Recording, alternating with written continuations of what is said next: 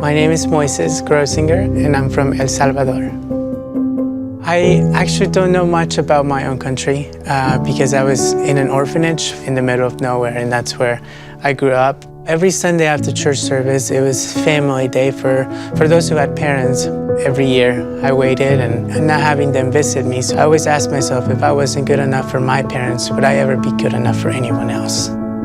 So that day when we were told that there were going to be people coming to our homes to bring us gifts, and they kept repeating the phrase, "Jesus loves you," I started to walk away when a man motions me back, and he tells me, "Where are you going? You don't have a shoebox yet." And I quickly replied, "But I don't have any parents." And that's when he looked directly into my eyes, and with a smile on his face, he just hands me the shoebox and he tells me, "Jesus loves me."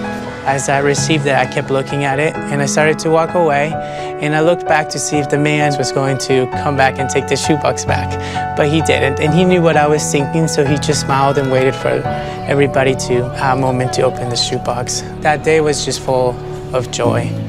So my wow item was a soccer ball, and I couldn't believe that it was mine, that I just remember opening it and receiving that soccer ball. And I just remember just playing in the orphanage. We had a big field to play on, and I just remember running with the soccer ball all over the orphanage. So it was that moment when I realized that I was loved and I was seen.